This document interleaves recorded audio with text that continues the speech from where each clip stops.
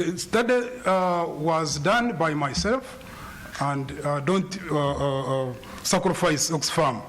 Oxfam financed this study, but I wrote this report, and I'm in the dock now with Oxfam, but me, I'm in a bigger side of the dock. So I should take responsibility for any serious mistake in that study. But if the report is very good, then we shall share the good things with Oxfam. Now, the objective was to understand the dimensions of poverty, to establish the specific drivers, strengthen policy engagement. That's what we are doing right now, and see where we can go. The meaning of inequality is what we want you to know. What is the meaning of inequality, and that's what it is. If you see there, that's what it is. You see these guys here, and look at these guys who are just living here. Those who come from Kenya, I'm talking about Muthaiga versus Chipera. If you are in Lagos, I'm talking about the upper part of Lagos versus Salami Nibadan. Here I'm talking about Kororo versus these other parts where people are living in conditions you cannot believe. The national poverty trends in Uganda have been very impressive. Poverty has reduced from 1992 to now. And the Right Honourable Speaker may want to know, together with the members of Parliament, that the government needed to be congratulated for making sure that poverty can come down. But wait a minute and see what does this mean. From 1992, it was 56%. Now, 19.7%. What are we talking about? And which data are we using? This is the slide I want to bring to your attention. The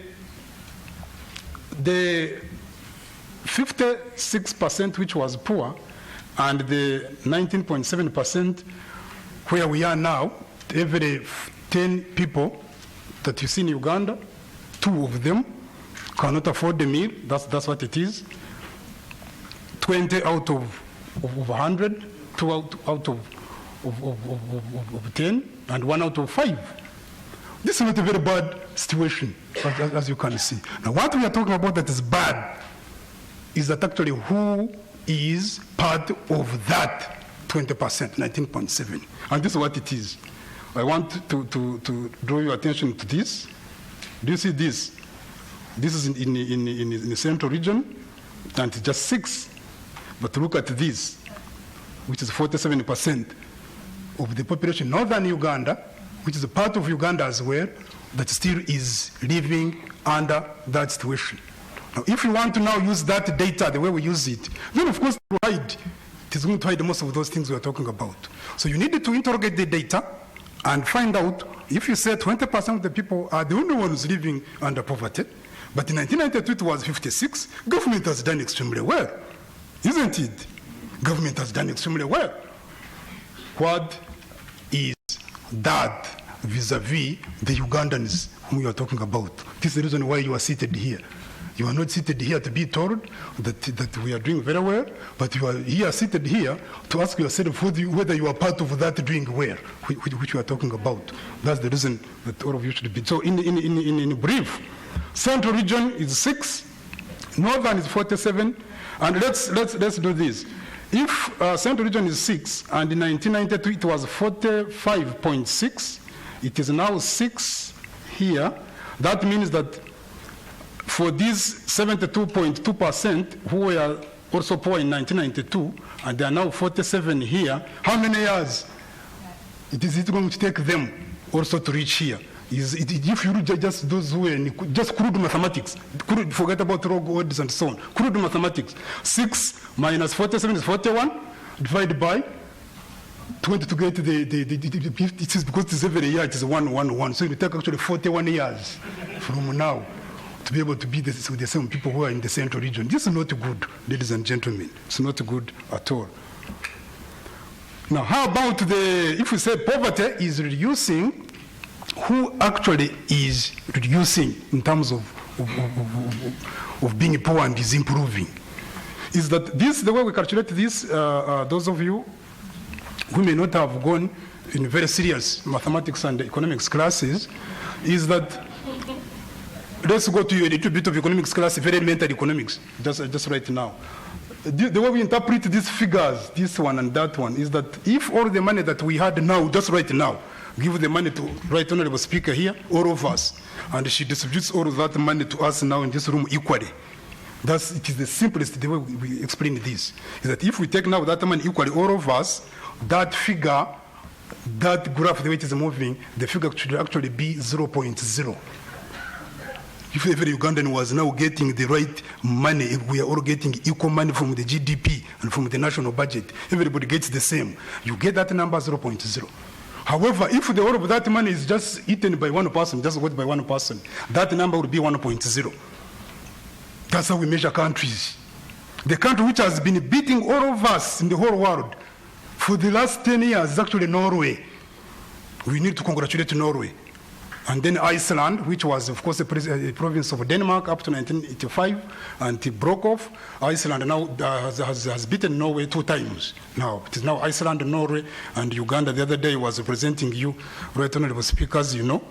I'm the one who represented you when the Queen of Elizabeth came here, and Goodband, we wrote the report. We summarized all the 53 African countries and Commonwealth countries up to Australia. And the issue was that Uganda is number 152 out of the 187 with 0 point. The country is not doing well in terms of the equality of sharing of the national resources. This is the point that this graph, when you see that graph going up, if it was Canada, if it was New Zealand, if it was Denmark, if it was the Netherlands, that graph would almost be moving just around here. It will simply be just around here. With the constant gradient equal to 0, almost. It wouldn't be moving in this direction now. If the oil resources come, and so on, I don't know whether this graph is going, you think it's going to move like this down, or it is going to move like this up, and that's the question I leave you. But we are not doing well in terms of the sharing of the growth. This graph clearly explains that growth is being shared by few. You cannot dispute that. If you want to dispute it, bring your own data and just put it here. We shall accept. Now, how about the proportion? I think my sister Catherine has already explained this. Thank you very much. You have already interpreted this graph. This is what she was explaining. If Professor Nwagaba is saying the Ugandans are not sharing to national resource, and the national resource basket, which you call GDP, who is now sharing it? Who is sharing it? Who is on that dining table? And this is what it is. This one shows, I've taken all the countries of East African community. Our farm, Right Honorable Speaker, is also the one in charge of developing the strategic plan for all the 6 countries. I'm the one in charge of that. I'm in charge of the task to make sure that Uganda, Kenya, Tanzania, Burundi, South Sudan is also coming on board, can move on the same trajectory. Now, this data, which I have from Arusha, is that, just look at it. For it, what we do, we take the 10% of the population and see they reach 10% of that population. What wealth do they have? Then again, the 40% down, what wealth do they have? The middle ones, the way God made us, is that the middle ones are always in the middle like that. They just, if you're a teacher, I'm a teacher, are you bothered with the children who are just getting 56, 60? No. You are bothered with one who is getting 90 to 100, and then the one who is about 0 to 20, and if there is acceleration is there, that's where you are bothered with. As teachers, that's what we are normally bothered. In the same thing, in management of economies, we are normally bothered with that. How many people are the richest and about the poorest? Now, in Uganda's case, Uganda is around there, as you can see, that one there. For Tanzania, Tanzania is doing very well, as you can see. With their political economy, as you all know, Tanzania is not by accident, it is that. Kenya is this one here. I've been seeing what Kenya has been happening. With Kenya was a colony, Uganda was a protectorate, as you all know. And we don't have time to go into that political economy. But these are the explanations. Rwanda is this. The genocide is around there, and you can see the implications and so on. We don't want to go into that. But on Uganda's case, which is that. And since oil and gas is going to come, I want you to also ask whether this is going to be moving like that or to now take a trajectory that is going in the ceiling. I have enough experts here who are going to explain that. But this graph means that the people who are partaking of the national resources are few. Actually, the 10% of the people, the 10% rich, are having a more wealth flow than the other ones. I'm going to finish now. The drivers, specific drivers, are public expenditure decisions. This is what is bringing this, public expenditure decisions. Where are we doing investments? This is the question. Where are we doing public investments? If you go to South Korea under General Park, with this daughter Park Geun-hye, who just lost the presidency, and I know General Park is standing in his grave for the daughter to do that. This daughter is the last thing we had expected to happen in South Korea. But General Park had made very, very good public investments, which targeted the poor, in especially education, investments in agriculture, and transforming that agriculture sector. These things you are seeing, everybody now can see has Samsung. The owner of that Samsung had just a store of rice. He had just a shop in Seoul selling rice. But it's virtually the one who is the largest, almost the largest corporate company in the world, Samsung. Together with this one, Samsung, where we are buying these clothes. These are public investments that can really turn around the country and everybody benefits. Not having public investments where only a few are benefiting. Look at this as I finish. If the Ugandan economy is growing, which we have all accepted, it is one of the countries, right, Honorable Speaker, this country is growing at a rate which nobody can believe. And you also see it. You spend 2 months without coming to town.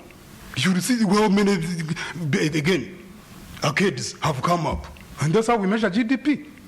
Billions of value. But where is, now currently the GDP of 24.6 billion US dollars is a very small country. But where is the GDP coming from? This is what this slide is about. Where is it coming from? And as you can see, I'm very, very bothered with this. You look at this, that. This is agriculture, that one there. This is services, right, Honorable Speaker. This is Stanbic Bank, Barclays, Stanchart, Airtel, MTN, and so on. I want you to ask you a small question here. Just let me ask a small question as a teacher. If your mother here, if you have your mother that is working in MTN, your mother is working in Airtel, your mother is working in Stanbic Bank, put up your hand. Just put up your hand. We are all here in Rotary. I'm in Rotary Club of Muyanga and I'm a major donor. That's what you have been told. We have what you call, is it the truth? Is it fair to all concerned? Does it build goodwill and better friendships? Is it fair to all concerned? This is what Rotary, what drives the world in Rotary. And Bill Gates has these days giving us a lot of money. We are the ones doing immunization. You better actually clap for us. All this immunization you see. No single child of polio now. We only have 2 cases in Nigeria. But in Rotary we are asking, is this fair? And I want to also ask it here, is it fair that the sector which is democratic, it is the sector which is the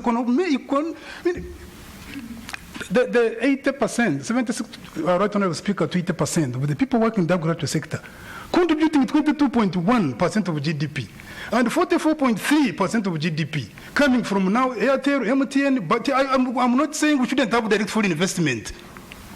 I'm supporting the president. I've advised the president and all the other presidents in Africa, not only President Museveni, but also others, that we should attract direct foreign investment. But those who understand economics very well of transformation, Rustos tells you the stages where you pass through. And I want to agree with Rustos as a traditional economist that there is no way you are going to wish away agriculture. You stand and wish it away. It will not go. It is here. It is here.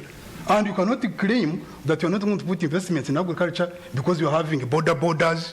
These are the ones here. And you are having this MTN and Airtel. What are you going to do with the 80% of the people who are there? Now, in the UK, in the US, in many countries, you agriculture sector, you can say how much percentage is agriculture contributing to the US economy. Correct. But how many also people are engaged in agriculture sector in the US? That's the question. for Ugandans. They're also not there. So you cannot wish away a sector that has the greatest, right honorable speaker, number of people. You are going to have a disaster.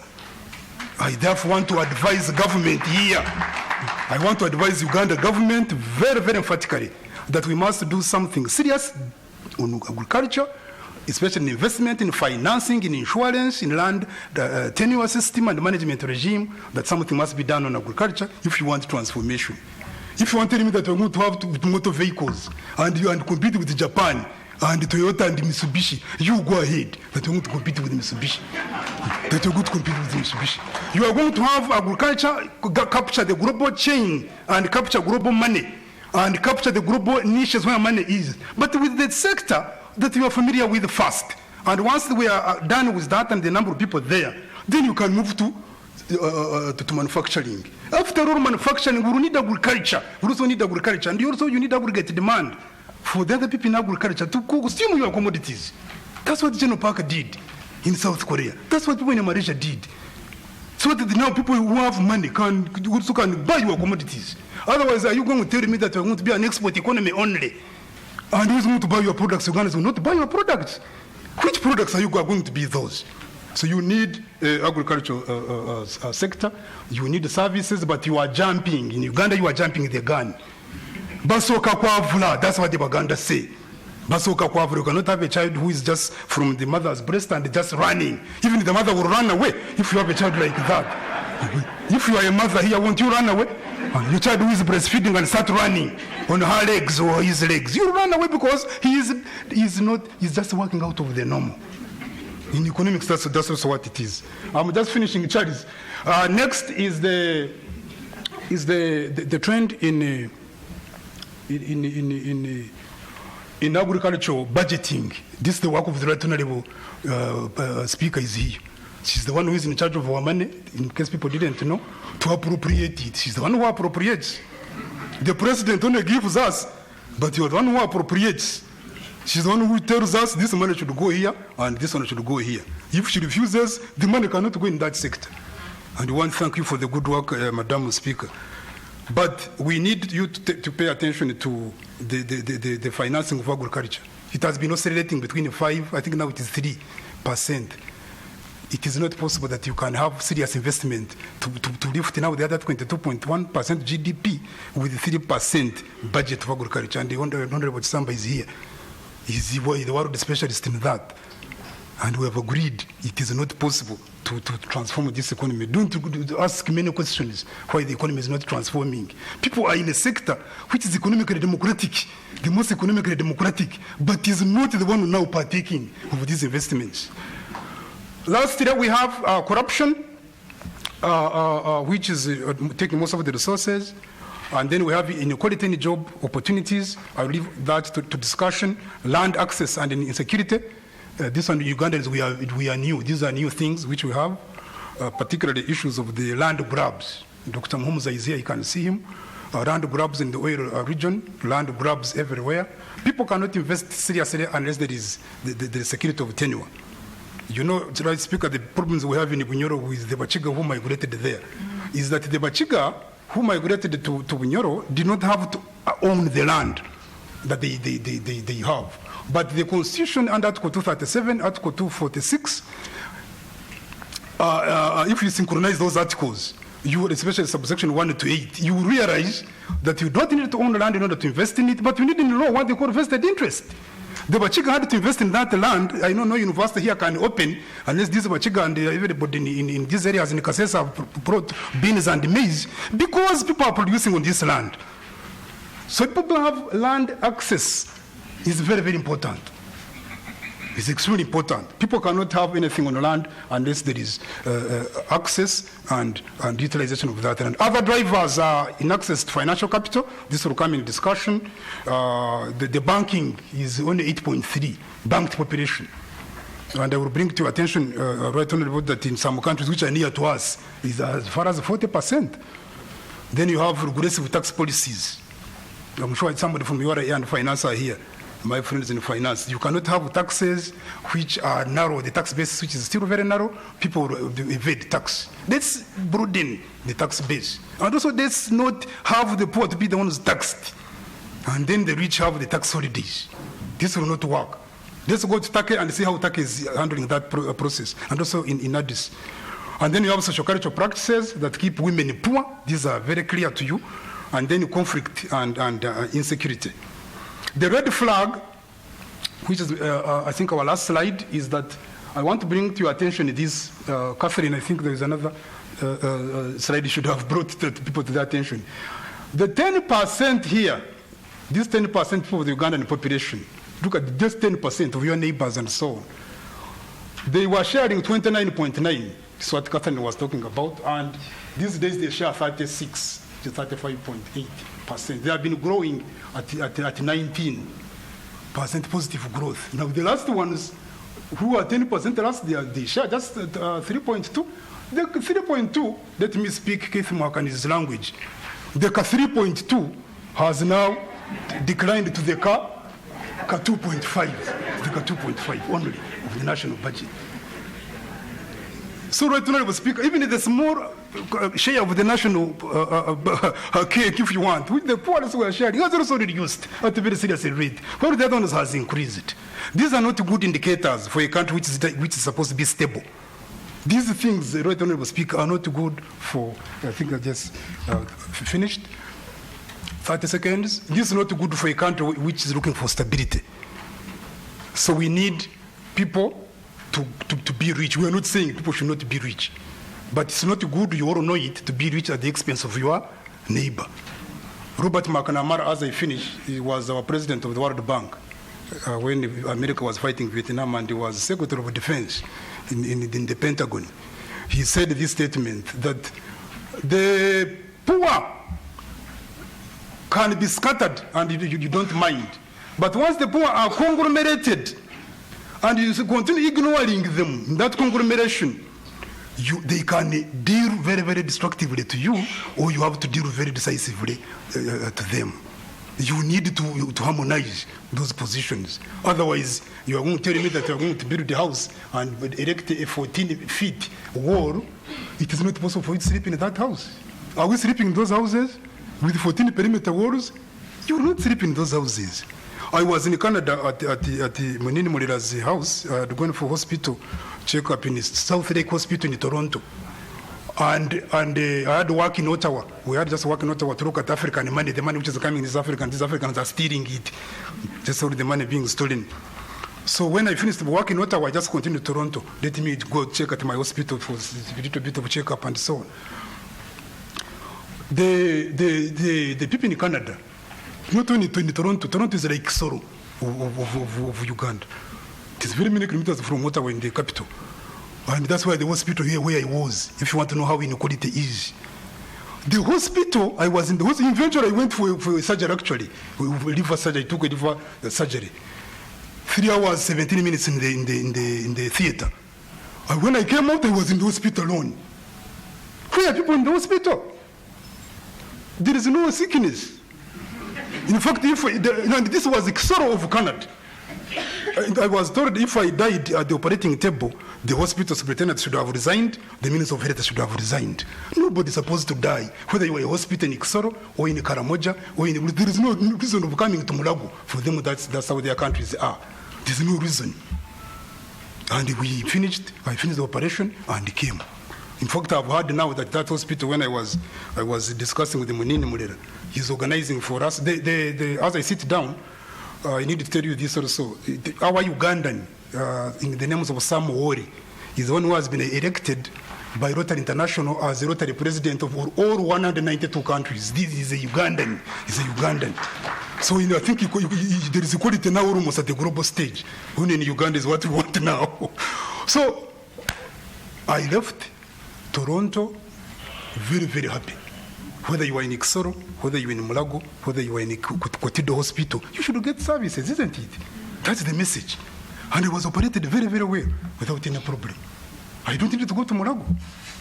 So the message is, policy recommendation is to invest in people, increasing growth, making corruption a high-risk venture, enforcing local content and public investment, enhanced accessibility for everybody, then effective governance and active citizens. That's the message I want to leave to you. It is not President Museveni. You are not going to tell me that it is President Museveni to transform the country. It is, well, effective state, which is correct, but also active what? Citizens. Must be active citizens. Don't behave as if you are Bagwira, as if you are immigrants in this country. This country is yours. It is for all of us. So you must all work as active citizens, work with an effective state. The state must be very effective. Parliament must be very effective. Question the executive. And can you clap for the right honorable speaker? This lady has been asking very serious questions. She has been asking very serious questions. And also asking stupid orders. Asking very stupid orders. That's from executive and judiciary. And that's what we want. That's what we mean by very, very effective state.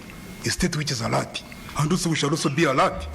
But you can't expect us to be alert and the state is very weak and the country can move. It cannot. Thank you very much, Charles. I'm done. Thank you very much, Professor Augustus Nwagaba. We know where we are now. Hey, thank you. I realize the danger with how much we can be patient with the time, but I also realize why Professor Nwagaba almost came to Parliament, because he did make an attempt in the last elections. So he should have been raising these questions on the floor of Parliament. Charles, I was just wondering, Professor Nwagaba, you talked about so many of the drivers for inequality, but I think you were just shy from saying one of the biggest drivers is actually corruption. Why didn't you stress it? Maybe during the panel discussion we'll have that in the panel discussion.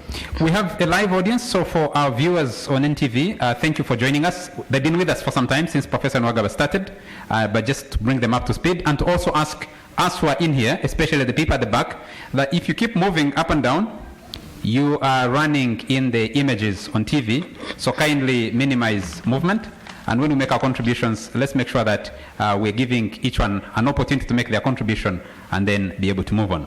We are going to have a slight change in the program if you have a copy, and which I'll announce in a moment. But thank you very much for joining us, Dr. Kisamba Mugerwa, the former Minister of Agriculture and one of the most experienced agricultural experts in this country. And he's now the chairman of the National Planning Authority, seated next to the Speaker. There are some other people in the audience I'll be recognizing as we move along. But I would like at this point to invite the Speaker of Parliament to speak to us, launch the report, and after launching the report, then we'll have Dr. Muhumuza discuss the report and launch us into the panel discussion where all of us can participate and join in the debate. So can I ask the country director again to do the honors to invite you officially and to launch this report for us? Thank you. Thank you very much again, Charles, for asking me to come and invite the Right Honourable Speaker of our Parliament. As I said earlier, she is somebody we hold with high esteem. She has been very passionate about these issues of marginalization and vulnerability. And I know from her profile that how she grew up and how she went to school suggests a certain spread. It's very difficult to see a person honestly come from Busoga to go and study in St. Catherine in the north. It means that opportunities at that time were fairly spread. But these days, if you have a child whom you love and want to succeed in education, there's a certain line, a certain geography where they have to go. It is difficult to have a child you like go and study in Kitgum. It's very difficult, or in Kapchora for that matter. So without spending too much time, I want to ask you, the Right Honourable Speaker, to come to speak to this report, address the audience, and then we move on from there. Thank you very much.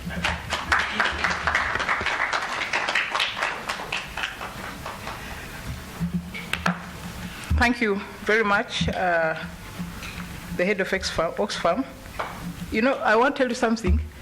I had not met this man So when he wrote to me, I read the name Kamalingam. Then this must be a man from Sri Lanka.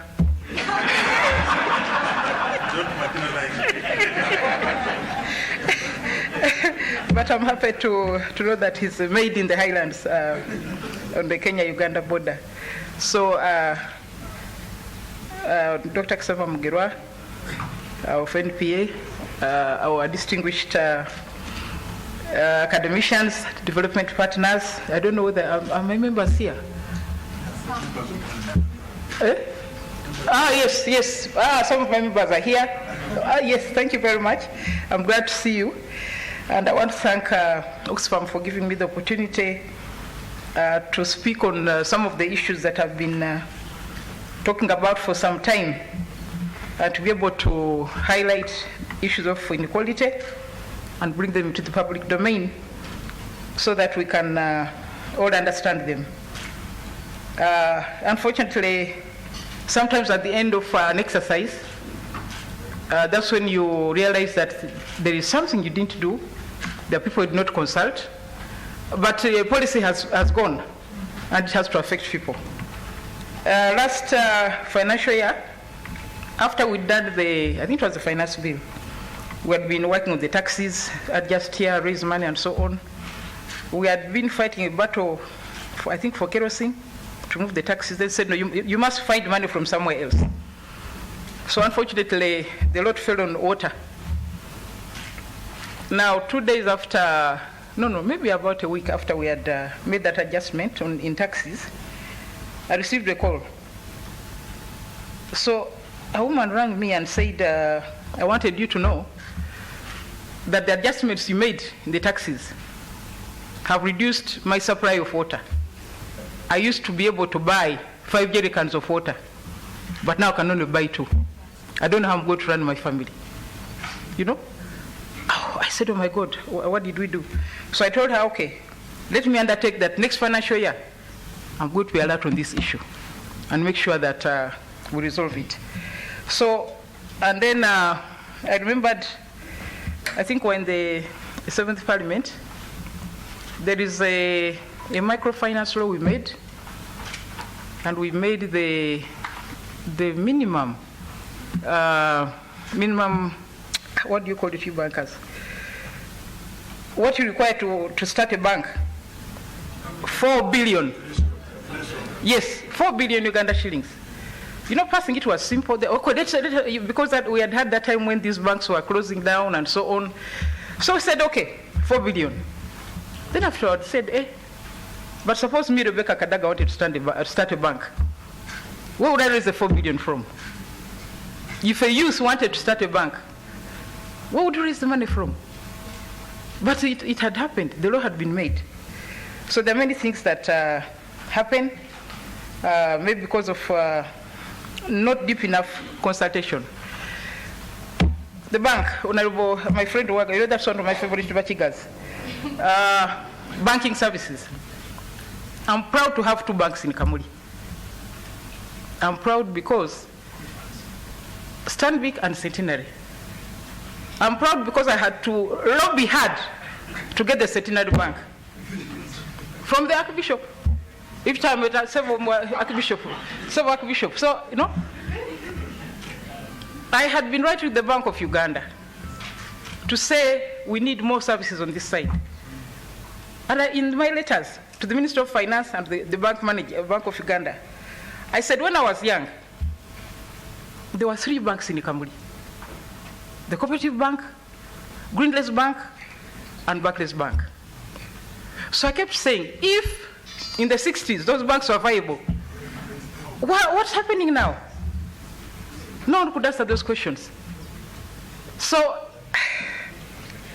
if those days, if you went to Kamuli on a day when they are paying, you'd think there's a public rally. Because the people of Ruka, of Buyende, they are all in Kamuli looking for money. And the whole place is like a public rally. So I want to thank the Archbishop of the Catholic Church for responding to my call to get us an additional bank there. But I still need a bank in Buyende. I need a bank in Ruka because we can't get services. You can imagine someone like the Speaker of Uganda not being able to get a loan to construct my hotel in Kamuli. Why? It's far. UDB.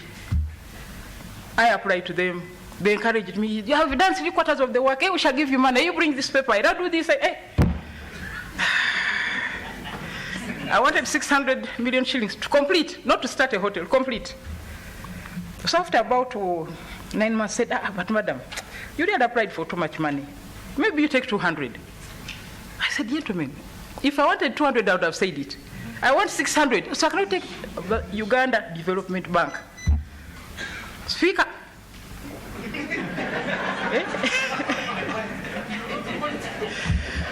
I've been writing every financial year to the Minister of Finance. Can you create incentives in the budget? Banks to move outside Kampala. I've been writing. I've got a file of letters. Create incentives for the banks to get out. No, nobody's interested. This liberalized economy, for some things, some things, but they are liberalized. Others, I don't know. So anyway, in Parliament, we lobbied for long for an agricultural bank. It's a recommendation make every, I think even when you were there. Yes, we used to say that. Nothing. Construction bank is part of our resolutions. Nothing. If you want money for anything in this country, you go for a commercial loan. How viable is that? How viable is that? But we talk to ears which are blocked. Anyway, I think let's join hands and speak more.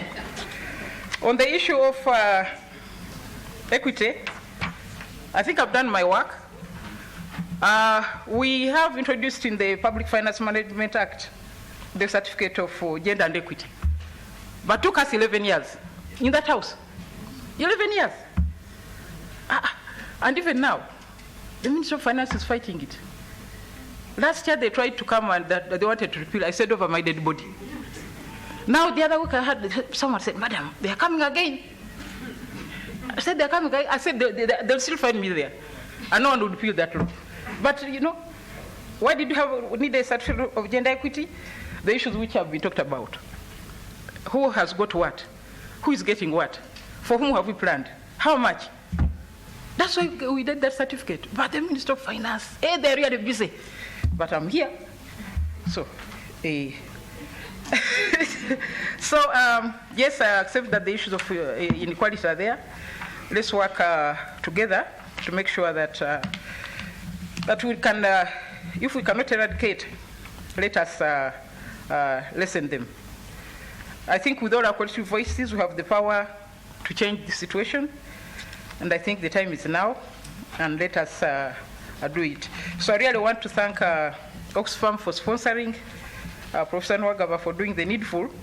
I want now to launch the report so that we can discuss it and we take some positions. Thank you so much.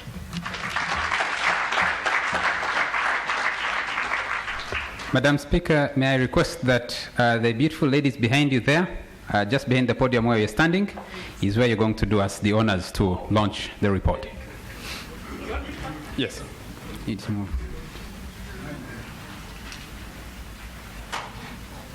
Dr. Ksamba Mgere, if you could move close to the launch of that report. Professor Nwagaba is there. It's your report.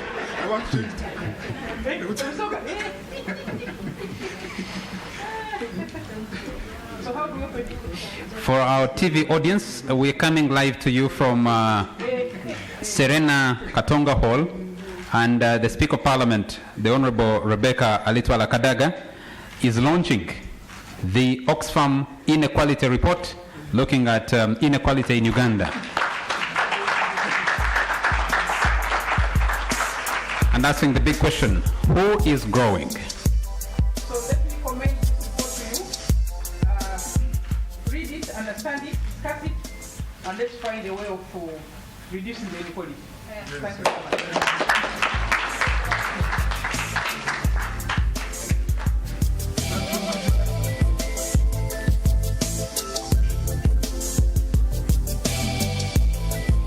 Thank you very much, Madam Speaker. The Speaker has to leave us because she has other important duties to attend to. So thank you very much for making time to launch this report. You can read a little bit more. She has a a piece in the report itself when you get a copy. Copies are available at the back, but I request that we don't pick them now because we will disrupt. We have a live audience on TV, and we need them to have clear images to know exactly what we're doing here and join us in the discussion. And the hashtag #EndinequalityUG is trending as we speak, so please join in and be part of the discussion. Next, we'll hear from Dr. Fred Muhumuza. Like we told earlier, we've had several people put in energy and efforts to put together this report. And so we'll hear from Dr. Fred Muhumuza, who is going to present a discussion paper on this very report. We're going to request that all the questions that you have come during the panel discussion. We'll listen and keep all the questions that you have. We'll bring them up during the panel discussion. Dr. Fred Muhumuza, please. Let me remind Dr. Muhumuza as he comes on the podium that we'd agreed with Professor Nwagaba to use 20 minutes. He used 30. So we're going to request that you use 10 minutes, but I'm actually going to say use 7 minutes so that if you overlap, you use 10 minutes. Thank you. Can I use 5? Yes. I have the podium, so now you can go and decide what to use. All protocol observed. Thank you very much.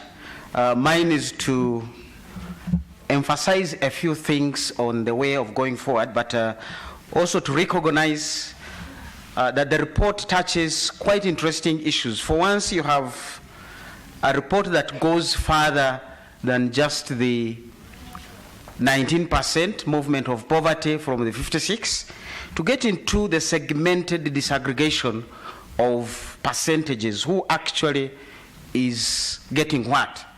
But I want to begin by saying some of the indicators we have been using to measure poverty were set 25 years ago. And the people who actually introduced these indicators to us are advising us to move on to other more relevant indicators to our times, and that's the World Bank. The poverty of 19% is $1 a day. Surely we all agree $1, which is 3,600 shillings a day, is not the relevant thing you would want anybody to have. So that indicator has been revised to $1.90 US cents, which is almost $2. And when you follow that, it does not take away the progress that Uganda has made in reducing poverty. It's still half. We have reduced poverty by half.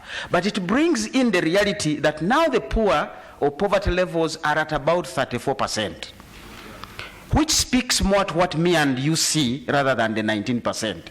Because every time I see more people around, I'm like, is this the 19? But now when it is 34%, talking about a population of 35 million, you are actually talking about a figure of 12.5% poor people. Now that is more realistic for us to address.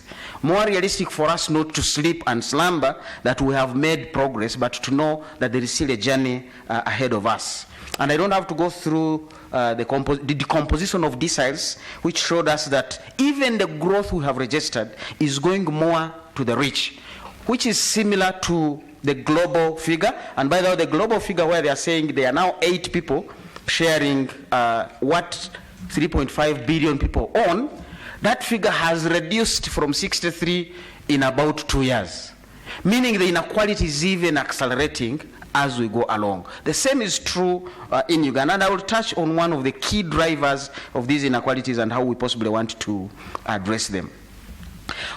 The reality we see here and all the government programs that have been done in the 25, 30 years speaks to many things that these programs are not being sufficiently effective in doing what they are supposed to be. It is one thing for the airplane to taxi on the runway, but it needs to get to a certain minimum speed in order to take off. So a lot more needs to be done. We are moving 3.5, growth of 6, growth of 5, growth of 4, but it's not sufficient to get people out of poverty, worst still to get them out of vulnerability. You have more vulnerable people than poor people. Vulnerability in Uganda is about 43%. Those are people who are slightly above the poverty line, but anytime they fall back. And one of the studies that was done indicated that 2 out of 3 people who had gone out of poverty between 2006 and 2009 actually fell back into poverty. We are yet to analyze the effect of the drought of last year. It is possible so many others have fallen back. So we don't just need to push people above the poverty line, but actually beyond. And that speaks to what else do we need to do within our government programs? What else do we need to do with the government institutions? Traction is not sufficient to get these people out. And you see that education, we have made progress. But when you again decompose, you are going to realize that among the 20% bottom, household heads who have finished primary school are about 23%. Now you all know that at that level you don't build any skills.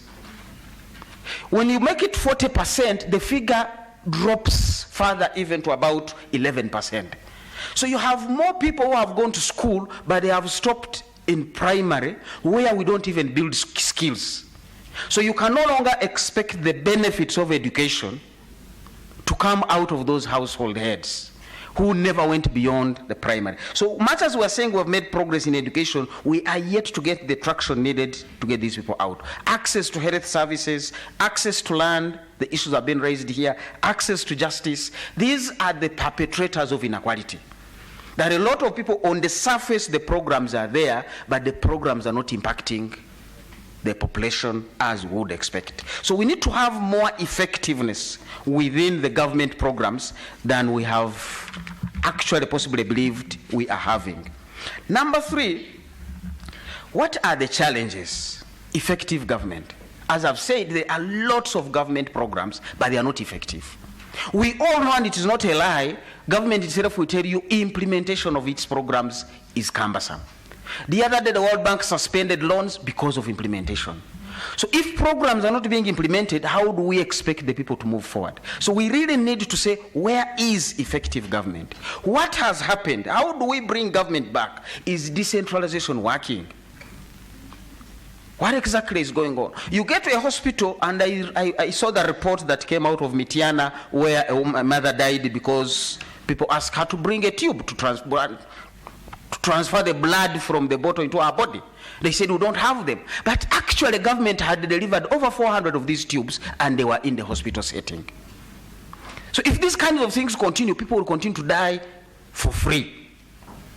And that is not what we want. But even if they do not die, they are not getting that traction to move out of poverty and be able to sustain themselves. So they have challenges of supervision, challenges of implementation of government programs, and we need to say what exactly has happened to the local governments, what has happened to the central government, because it's across the board. One of the messages we want to say is the elite capture. The elites within government and their compatriots outside government who have taken over government. And now they are running government from the corner. The Honorable Speaker has just left here. But you heard how she had to move to get a certain investigation going on. Sign die, sign die, sign die. That is how you get government back. Somebody has got to say, I'm not moving until that stupid order has been vacated. And there are many stupid orders in government.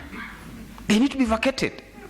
There are many offices occupied by people, I don't want to use the same word, but at least people who are not delivering something that is different. You need to vacate these fellows out. How do you take action on these issues? Otherwise, the government programs will continue on paper, and the inequality will continue to grow. So how do we really make this an action point? How do we change this? It's not about budgets. The 3.4% is a lot of money, by the way, in agriculture. We should be seeing something more than that. It is small, it is scattered, but it is something. We could have gotten something out of it. 800 billion, 1 trillion, that's not small money. We can get something, but you need to reform the agricultural institution. You need to deal with the technologies. This thing that we praise ourselves of services, actually the IMF report shows that, and it is true also when you look at who is among the 8 who own more than the 3.5 billion. It is the technology-savvy individuals. Technology has literally ruined the world, that now we need to tax certain institutions the way we tax individuals. Honorable Ksamba Mugerwa certainly pays more tax than me, just because he earns more. So why should a certain bank, I don't want to mention a name because headed by my friend, be taxed at 30% when also a certain small company is also taxed at 30%? We need to say as you graduate in profits, taxes are going to also graduate higher and higher. We need to revisit that. What we're doing on income taxation, we should also do on corporate taxation. Because now technology is giving fewer people more money. And we need to find other ways of getting that more money. Otherwise, you not resolve the issue of illicit financial flows, profit, repatriation, and all this inequality. Mobile money has just rendered majority of the bank tellers useless. You walk into certain banks, the tellers are not there because we're all doing mobile money. But who is earning that money on the mobile money? Not individuals. This is the inequality. Even the person who invested in a house, ATMs don't rent houses, ATMs don't educate children, ATMs don't pay school fees or they don't fall sick.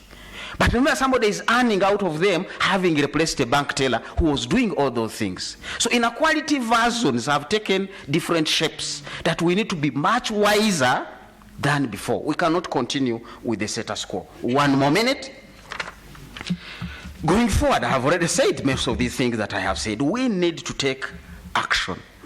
We need to have vacation of certain stupid orders, and some institutions, the word stupid, I will put it in quotes, are actually that. There are certain local governments that are literally non-functional. Let's revisit decentralization. It's not working. It used to work. It was intended to work. As we speak, it is not working. We cannot bury our heads in the sand. We need to move to regional tier. Let's move to some of these options. Let's remove some of the issues that are land grabbing. Yesterday we proposed anybody who has been involved in issuing a false land title, that district board should be sacked. I don't want to deal with headquarters because there they receive instructions from the districts. Why should you cancel 1,000 land titles and the district land board is continuing? This is Kisanja kuna mchezo, Honorable Kisamba Mugerwa. We don't want a Kisanja Mugerwa, we want a Kisanja kuna mchezo and Kisamba Mugerwa together. So we need to take serious action. Thank you very much, Charles.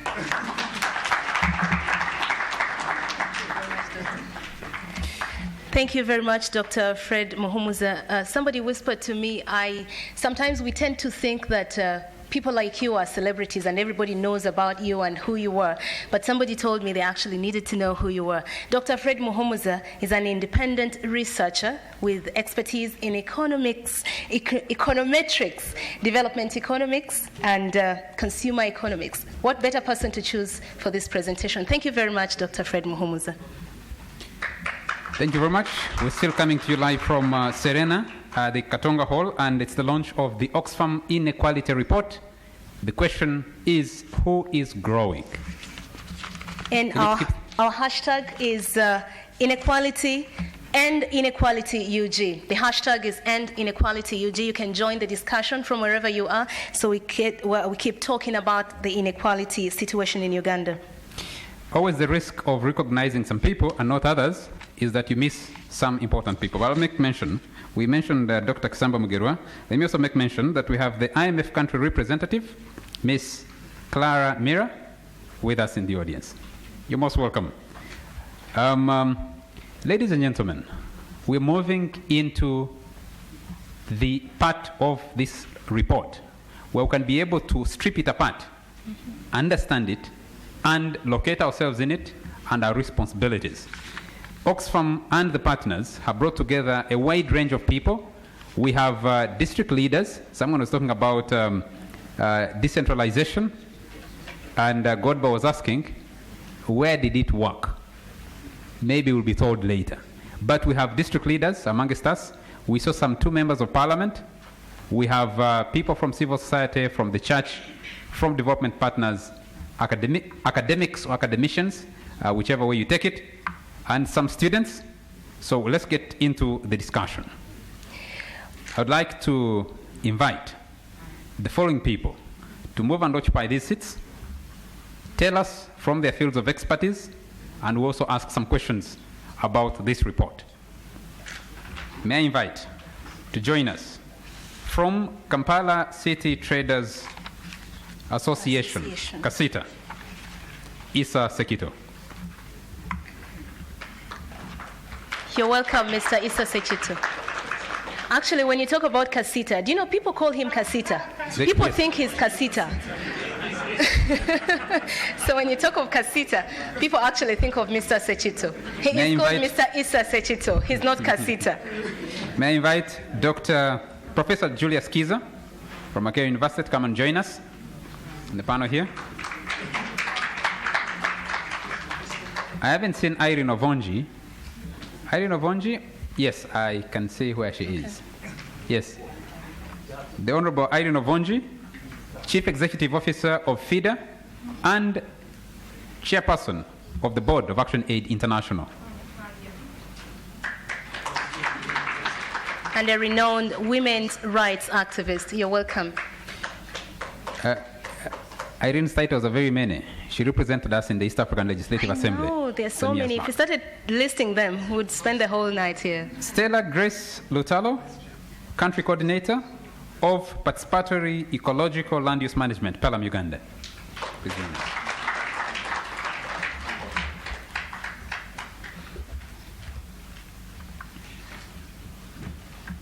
Anything lastly? We're going to invite. Clearly, last but not least. Yeah, sure. Go ahead. Let's invite Dr. Kisamba Mugera. He's known as the Minister of Entandikwa. Minister of Entandikwa. The Chairperson of the National Planning Authority. You're welcome, Doctor. Well, he said he had retired from active politics, but he still has a lot to offer, as we are going to hear. Okay, for the panelists, we have microphones on those small tables there. There's a button, you press it, and once it turns red, speak into the microphone. But remember to turn it off when your chance for speaking is out, so that we don't get feedback. I want to start with the National Planning Authority. Dr. Kisamba Mugerwa. The plans for the country are incubated, or are supposed to be incubated at the National Planning Authority. But as we see from this report, whereas poverty numbers have been going down, inequality has been rising, and what many people don't discuss is the fact that there is a number of Ugandans, in raw numbers, if you take it outside percentages, that remains permanently stuck in poverty. The last I checked, we're doing about 7.5 million Ugandans permanently stuck in poverty. What at the planning level, what at government level, looking at this report and its findings, are you doing to try and redress some of these glaring challenges? First and foremost, thank you, moderator, and I would like to thank Oxfam for having invited me. I always come in whenever there's civil society discussion because they tend to be focused and analytical. But also, I tend to associate with them because if you let them go alone, they miss the direction. As you had Professor Nwagaba presenting, he said there's no point talking about growth. After all, Uganda is growing. But let us talk about why not is it inclusive. Yes, we need to know why Uganda is growing, and then we know there are measures to make it inclusive. It is true that poverty has been reducing in terms of percentage, but even absolute numbers, the number is big because of some dynamics like a population growth rate. We need to handle the population growth rate. The fertility rate here, it has just dropped from 7 to something like 6.3. The growth rate has just dropped from 3.2 to 3. That's very marginal. We need to work more. In fact, the experts are telling me that if we were to realize the middle income status in terms of the Vision 2030, 40, the base I used of 4 children per woman is too big. It should go to 2. But talking to a Ugandan now about 2 children, one would run at least 4. So there are measures on working on the demographic dimensions in terms of reproductive health. But as you work on it, even if people are lasting more and more, because infant mortality is reducing, maternal mortality is reducing, all those you should know. Then, on the other side, yes, some people are using the word permanently. No, they are not permanently. A section is stuck in poverty, and it is mainly in the rural area. Unfortunately, there is a misconception that whoever is in the rural area is a farmer. I live in a rural area in Bamnanika. Quite a number of them are not necessarily farmers. They are stuck in the rural area. What we need to do is to invest in those areas like industries and services where they can go. Even in agriculture, what we have done, we have identified the agriculture, oil and gas, minerals, because they have a multiplier effect along the value chain. They create employment so that they can be absorbed, including tourism.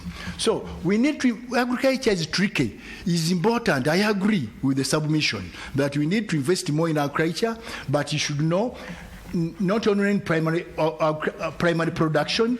If we invest more in primary production, we shall increase productivity and production. We shall need less and less people to produce what we need to feed the majority. So, but we need to handle agriculture along the value chain, in order also in terms of transport, in terms of sorting, grading, and packaging, in terms of value addition, so that it creates employment, and then we can export and even feed the tourists who come here, and ourselves also we need good standards. So measures are being made in that area. But also, there is also other measures, like because we are operating in sustainable development goals, which nobody should be left behind, and which is all inclusive.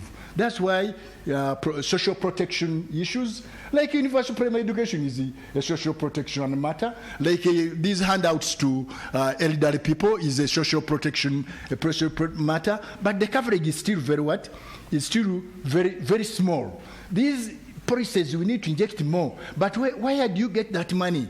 And that's why we are saying we need to make Uganda more competitive in terms of attracting investors, not only those from abroad, but even from within Uganda, so that they can get the cost of production is low and they can get profit margin. And that's why we are investing in infrastructure in terms of roads, in terms of standard gauge railway, in terms of even national carrier, which I'm promoting. But as you are doing that, don't forget to invest into human capital development. Thank you. In terms of health, education, access to water, and the rest. So thank you. Things are being done. Oh, I thought after spending some time back in Bamnanika, Dr. Samuel Mugero had changed, but actually still the firebrand that we had many years ago. You touch on a number of issues which this report actually touches on, and I want to jump to Irene Ovonji and ask, you hear the listing of government initiatives. This report questions, one, that the investments government is making, is it making them in the right areas? If you have up to 78% to 80% of your population dependent on agriculture, so locked out. Professor asked us, who of our mothers works with MTN or with a major bank? Couldn't answer that question. But the other thing that this report touches on is, yes, you're talking about education.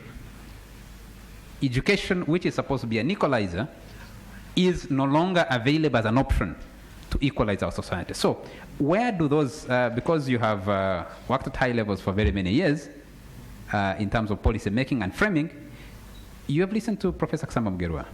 You've seen the report. Do they speak together? Do they address the question of who is growing?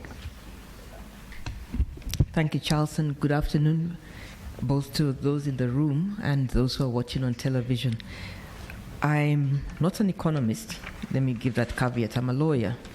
But there is a phrase we have in law where we say res ipsa loquitur. In Latin, the facts speak for themselves.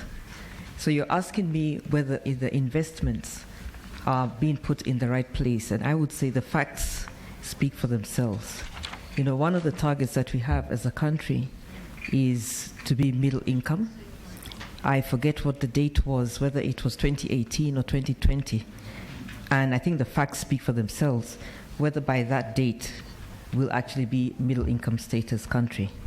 That is a reflection of whether the investments are working. Some years ago, I was in a process the East African community had initiated looking at how to fast-track political federation. So as part of that team from the region, we analyzed the factors of success for federation. And one of the things that we found, well, there were several, but one of them was that in order to have a viable federation, political, you had to address the prior stages of regional integration that the East African Treaty talks about, which prior stages were to do with economic and social integration. And you had to do them in such a way that the citizens of the countries benefited from those. So if you have a customs union, which is about free movement of trade in goods, who are trading in goods? Who are producing those goods? Are you investing as East African partner states in your citizens so that they are able to harness the opening up of borders to goods? Likewise, if you go to the common markets and you have movement of labor, capital, and so on, who has the capital to invest in the other countries and benefit from the opening up of those borders? So likewise here, we have to look at the fundamentals within the economy. And in that study, we saw areas like agriculture as critical because of the way our economies are structured, which has been mentioned in this report and by the first two speakers, that we have primarily agricultural economies. Most of the citizens in these countries are in agriculture, including in Uganda. Years later, I visited Vietnam, and I was talking to, representing ActionAid International, and I was talking to the leadership, the political leadership of the country, about Vietnam is a middle income status country. And, you know, it's not a projection, it's actual. You actually see it. And I've traveled to different parts of the country, including the rural, and you could see the investment. They invested in their people. That was one of the areas that they started with. In health, in education, the services that Dr. Nwagaba talks about. But what struck me when I was asking, how do we ensure we have South-South cooperation and we benefit from these lessons that you have used here to develop your country, largely without development assistance. And what they said to me was, you have to look at your own political economy as a country and have policies that relate to that. So you're not going to transplant something from another country and apply it exactly like that and it will operate. It will not. So your particular political economy is important, but the issue of leadership, governance, is primary to drive that. So we may have areas which are relevant, but I do think that the distribution of the public resources is not right. I think there are areas that should be receiving much more. But even within specific sectors, say if you look at agriculture, you look at education, whatever it is, the distribution even within that should be more to those who are vulnerable, to those who need support. But what we have is a skewed system. So those who have more is given. All these incentives that we see, take for example for investment. In this country for too long, the view is that an investor is a foreign person. An investor is anybody who's putting money into something to develop it. So you have citizens of different levels, people working in small, medium enterprises and so on, who are making investments, but they are not policies that support them to enable them to access credit, to enable them to access land. If I'm a wealthy multinational corporation or a wealthy Ugandan politician and so on, I'm more likely to get free land than a poor person or poor trader or poor farmer who needs land and is investing and wishes to invest in that. So what we have is really skewed towards the powerful, the rich, the connected. And that is why we have growing inequality in this country. Thank you very much, Irene. I'll now turn to Professor Julius Kiza. The report points to the fact that Uganda is a state under captivity. Most of the investment decisions and choices are made somewhere in those countries that actually provide the funding.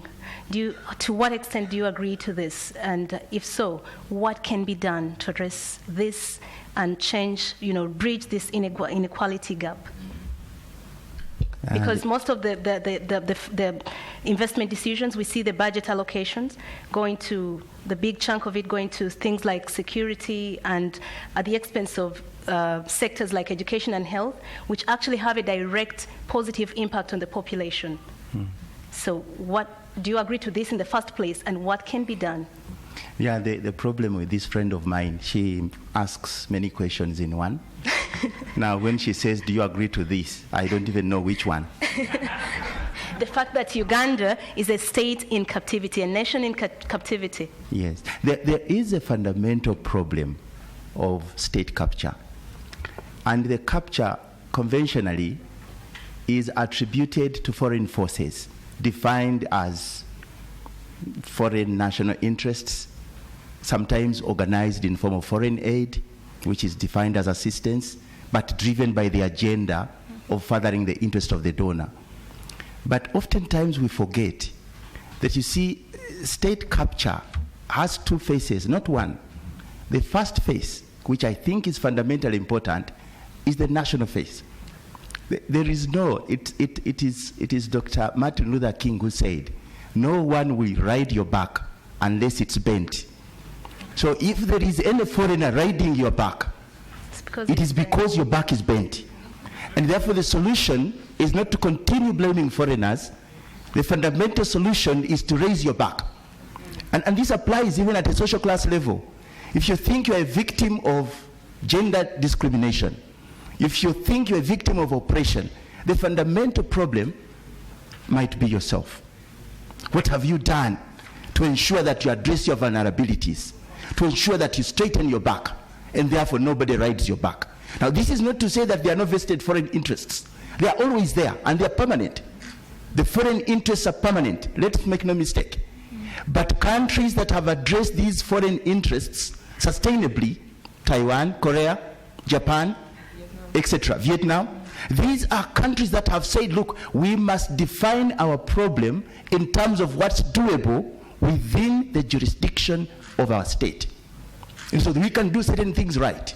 If we put up a fight, define our priorities right, and ensure that public funds, whether they are collected nationally or gotten from donors, are used for developmental purposes, not luxurious expenditure, then we put things right. And then we stop blaming foreigners. So as I said, the foreign interests exist, and they cannot be wished away. They only metamorphose into something different. So on that question of whether there is capture, I'm inviting you to consider the fact that the fundamental problem of state capture is with our elites. The elites we have are fundamentally parasitic. We have an elite which will invest massively in an electoral process to purchase electoral loyalty, only to get in parliament and prioritize one thing: how do I pay myself? Using the sweat and blood of the peasants. Elite capture also manifests in the arena of misdefining developmental priorities. If you look at NDP2, the emphasis is put on some of the following. Tourism. Of course, tourism is one of them. The second one is, and this one should have gone into the National Director of Planning Authority. So tourism is one. The second one is oil, the petroleum, the extractive sector. The third one, I don't quite remember. I wish somebody could remind me. But what seems to be cutting across is the emphasis on sectors that bring us closer to the extractives, to nature. So our development priorities are fundamentally defined in terms of our state of nature. And this is appearing whether we define tourism. Tourism is a service, high quality service. We are told by economists, low investment. So you can earn a lot by investing little. But tourism has to become smart. There are people visiting our national parks now with videos, 3D. And they get nice pictures which they can take to their countries, and they have little time and little interest in coming to pay money here directly. So because of that threat, we need to understand that tourism is a stepping stone, but we need to win off tourism, which is, in my view, a commodity service. The other issue is to do with agriculture. The presenter is lamenting the decline in the share of agriculture as a proportion of the GDP. Yes, and I think we have to be careful. A healthy economy must necessarily involve a substantial decline of the primitive economic activities, and agriculture is one of them. Primitive agriculture, which depends on rain given by the gods from above. If you have to wait for the gods above to send rain for you to irrigate farms, then you are in a very primitive sector. If the Minister of Finance will say we can't realize our growth targets because the gods have not sent us rain in time, then you are in a crisis. So the point is that the sectors that are being defined as priorities need redefinition. We need to focus on high-tech manufacturing. We need to focus on high-tech services. We need to focus on sectors that will enable us to get smart. That way, within our national economy, the elite are captured because they are defining things that are non-transformative.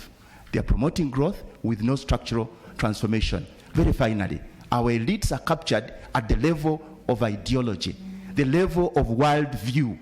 The world view of our elites, dominated by the Minister of Finance, and I don't see many of them here, is a world view that is made in Washington, D.C. It is the world view of economic liberalism. It is a world view of the advanced, the smart economies, not our own. Now, the history of development is clear. You cannot use a blanket economic ideology to develop all countries. When countries are still growing, they need the ideology of economic nationalism. It is when they have matured into high-tech manufacturing, into high-tech services, that economic liberalism becomes the appropriate economic ideology. All right, thank you very much, Professor Kiza. We're avoiding asking the panelists many questions because we want to bring it to you so that you can ask the questions instead of us being the ones asking the questions. Mr. Issa Sekito, the private sector and its responsibility. One of the major debates actually is that you guys at Casita control a lot of money, but you're also responsible for bringing in a lot of foreign goods instead of putting that money into local manufacturing and therefore employing more people and getting more people to earn a living. And most of the inequality is actually evident in the private sector. In a capitalist society, that is acceptable, it's understandable, but the question is, how does it affect your overall profitability if it's not addressed? Well, this audience is lucky to have among itself a farmer in the forests of Boa in Ruero, a trader who is struggling to maintain middle income status, and a self-made consultant that is advising the business community on how not to fail their businesses, and a neighbor to Dr. Kisamba Mugerwa, the National Chairman Planning Authority.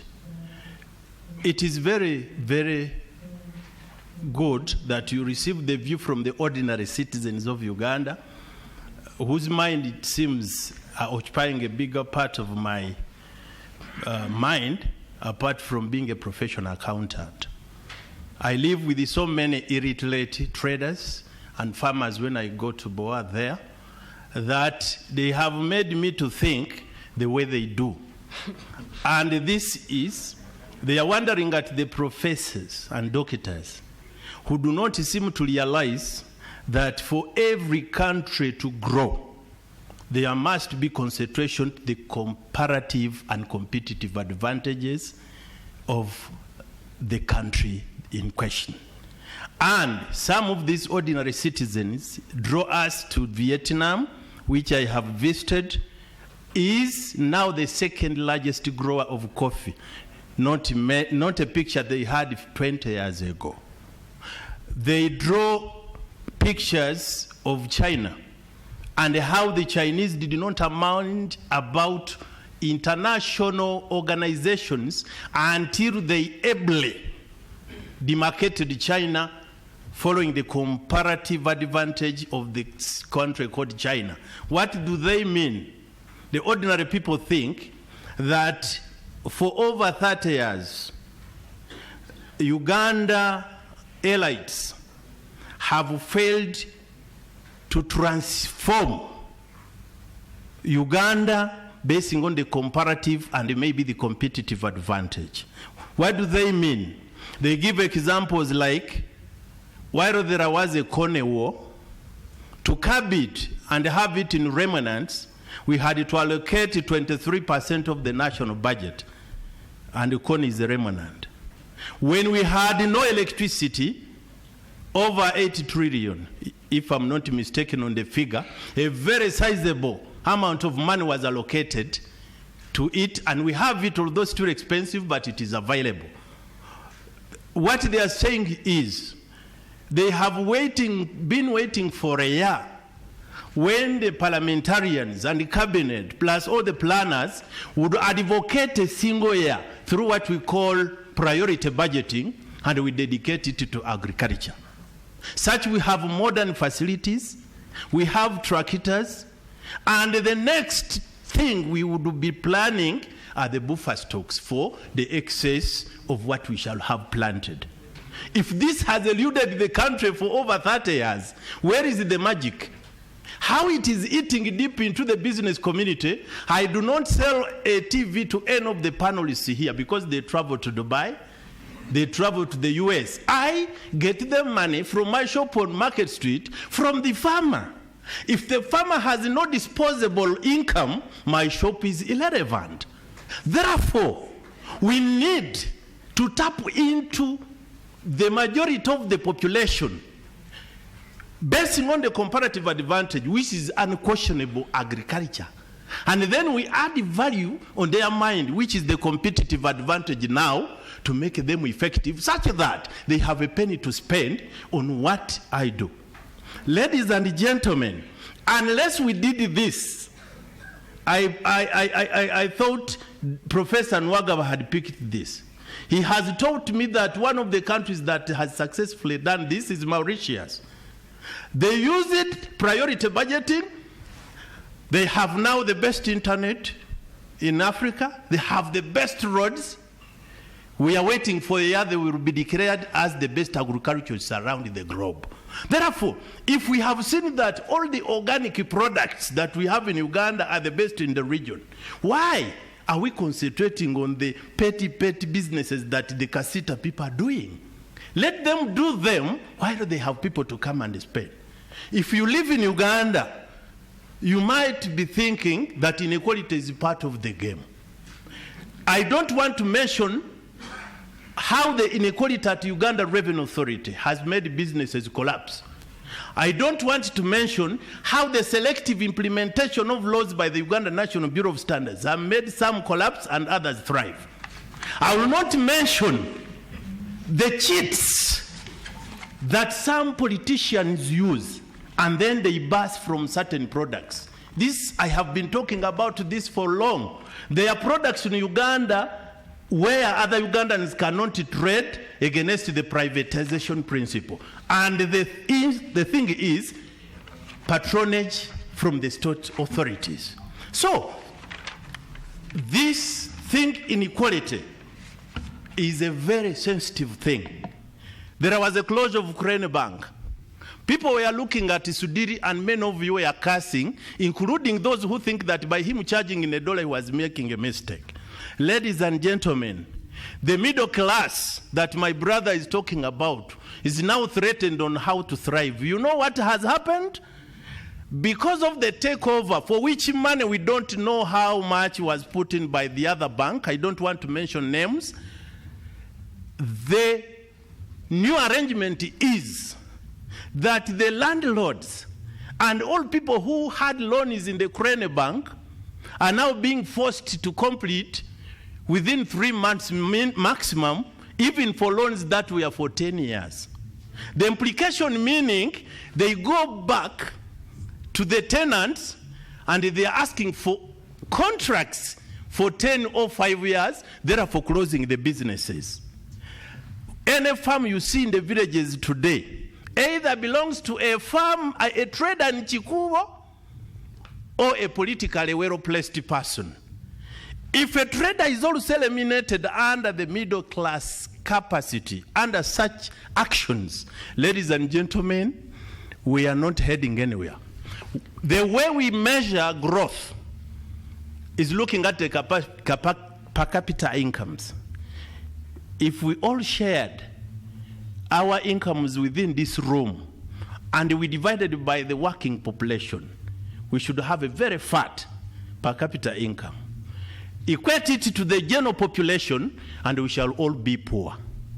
So while the per capita income is rising, the poverty levels are also following suit. The only solution, ladies and gentlemen, is to sacrifice a year and dedicate it to agriculture and let us try. We have tried on others. Why don't you try on it?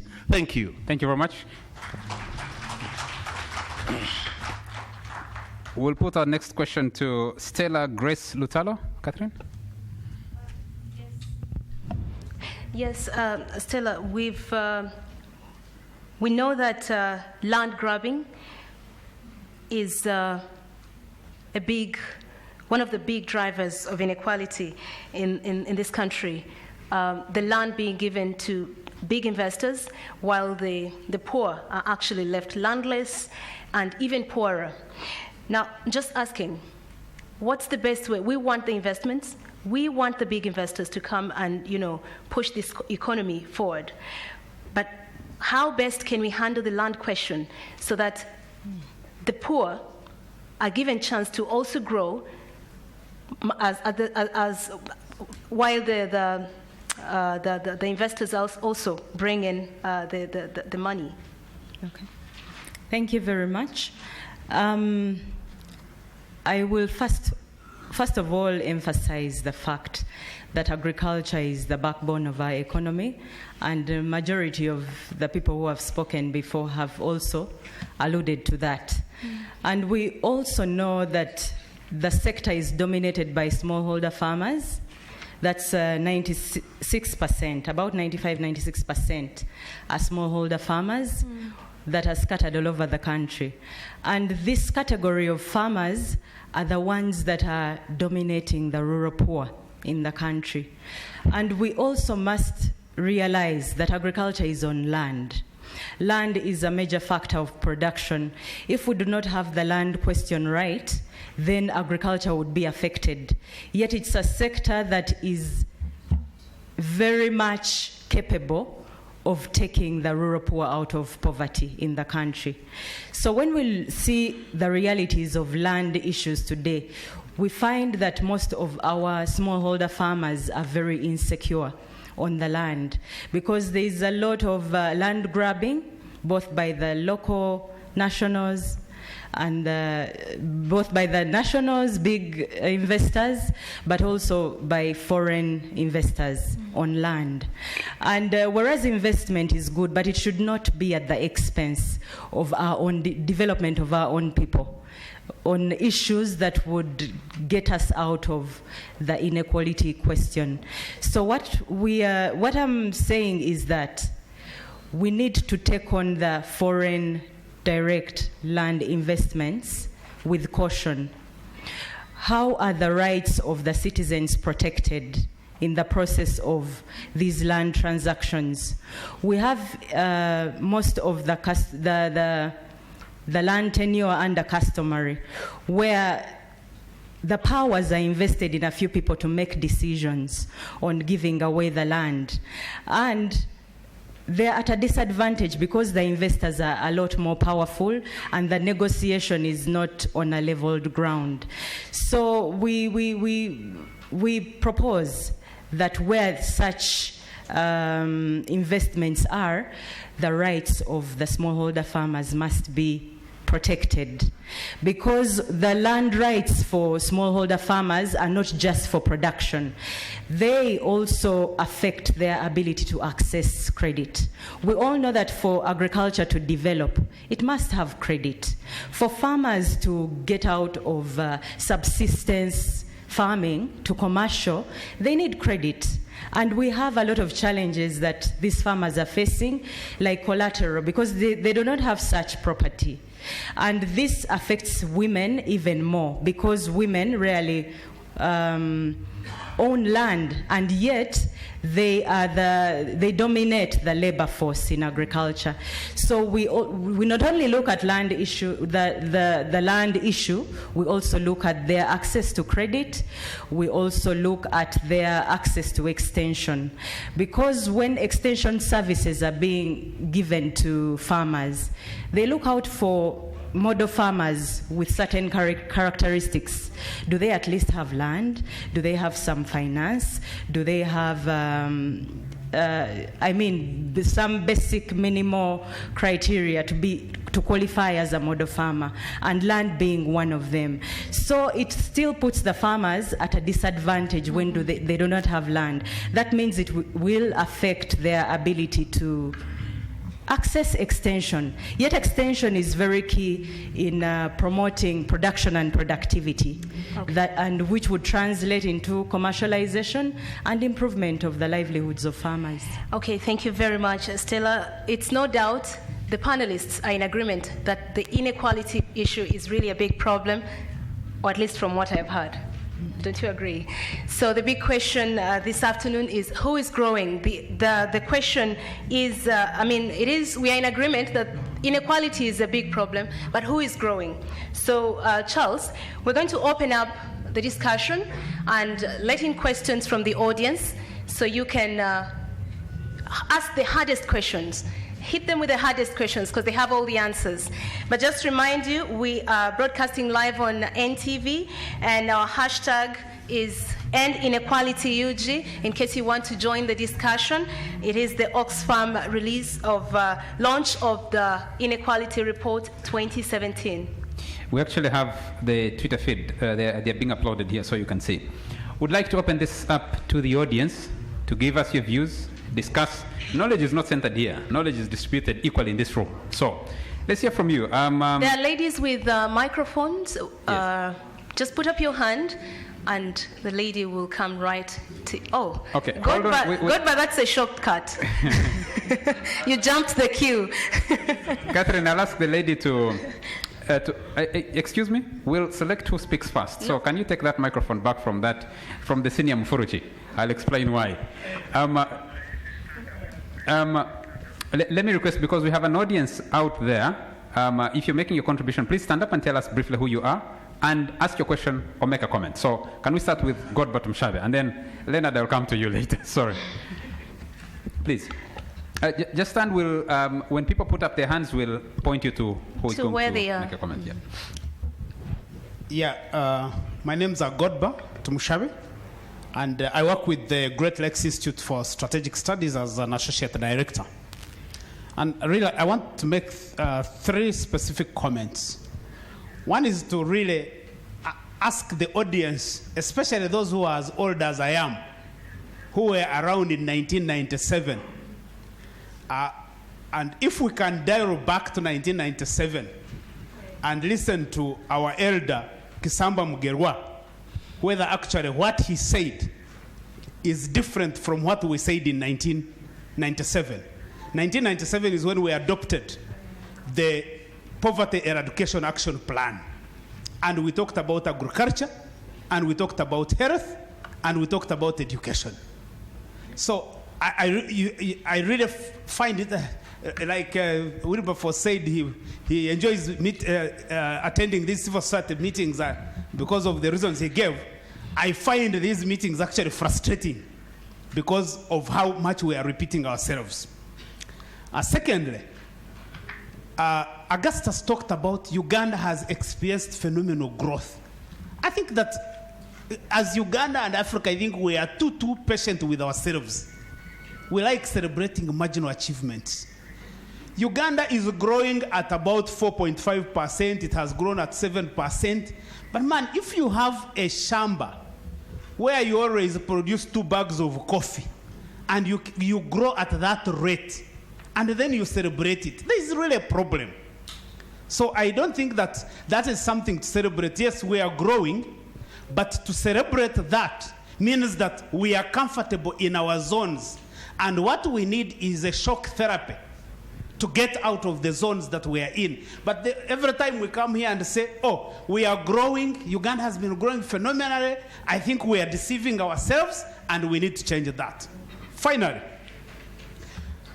I think that we need to reflect, because government over the last, actually I should say the last 30 years, because sometimes when we talk about 30, then many of us are branded opposition because we are criticizing NRM. But actually, I lived in a time when I knew that this country could feed itself, when we grew coffee and it educated me. But for the last 30 years, I think we have killed two important sectors that would actually address inequality: agriculture and education. Because agriculture, we have killed it because we have bastardized it by creating all kinds of things that are uncoordinated. Wilberforce, if you can help us, you are the top policy maker. You just go to that Minister of Agriculture, get all those things called NADS, Coffee Development Authority, Cotton Development Authority, Operation Wealth Creation. All of them, what they do is to distribute seeds. What else do they do? You can have one CEO overseeing distribution of all those seeds there. But the bastardization that we have made that sector to be is really a big problem, and we want to be able to move. Education. I know that I don't have a lot of time, but I want to just to tell the audience that I've been following up education, because that's one of the areas where we say we've made phenomenal achievement by sending every kid to school. Me, I go to my village, I see the kids in the village. And so I went back to UBOS reports and said, let me see, where are these kids coming from if they are in school? So I started looking at the enrollment data for P1 and PROE, the students who sat for PROE. My comparison now is that for the 11 years of PROE, we have 19 million children unaccounted for between primary 1 and primary 7. And me, I want NPA to tell me that that's a lie, because that means that UBAS has been telling us a lie for 11 years. And that means that the government has been stealing from us if those kids are not there. Thank you very much. So we just need to be, I think we need to be brutally honest with ourselves that addressing the problem of inequality is going to take much more transformational actions, not the kinds of knee-jerk interventions that we're having all the time. Thank you very much, Godba. Dr. Kisamba Mugerwa, you have heard the questions. Agriculture is close to the heart of Dr. Kisamba Mugerwa because he himself being a farmer and having served at the highest levels, both in the country and internationally in agriculture. So he'll tell us what the coffee situation is in Bamunanika, which he represented in Parliament for some years. And he also tell us, where are those children, those Ugandan children? 11 million?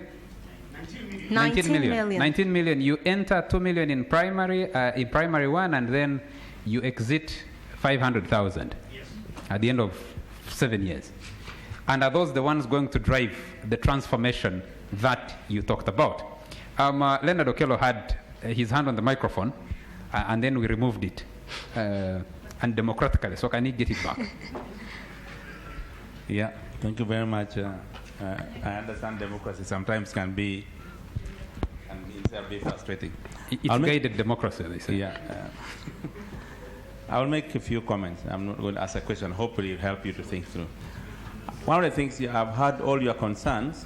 What I think I've not heard very much, which I would like to hear more from you, is the how to deal with the problem. And because of that, I'm going to raise one or two things and ask you how to deal with it. One is the cost of government. This government is very expensive.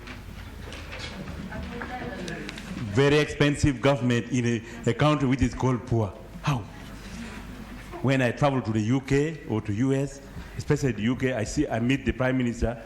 I met Tony Blair when he was sitting. He came with a vehicle and another small one behind him, and that was it. But when my president goes to the airport, a whole battalion or two goes with him to the airport, plus tens of ministers to see him off, with dancers dancing away when the visitors come. These are not serious jokes. That's the cost of government. The second thing about the cost of government is a skewed budget. The budget is so skewed to maintain the higher level of government. An average ministry has about 50% check. of management, coordination, and supervision cost in their budget. Go and check. I've checked this. The second thing is State House costs us about 600 million shillings per day. Per day expenditure of State House. In fact, as of last year was 665 million shillings per day. Okay? Then, as opposed to only 16% going to local government, which are supposed to deliver the services, and you're talking about inequality will be there. I mean, you will sort inequality. And then 665 million per day compared to 450,000 shillings per quarter per health center 3, where the very same women who vote us into office, into State House, go for giving birth. Now, just there is a skewed budget that makes government too expensive. We must do something to cheapen government, and we can make it cheaper. What is that something? And that something is we must restructure the cost of the management level and the executive level of government downwards. We can do it. The second thing causing the cost of government is corruption or theft of public money.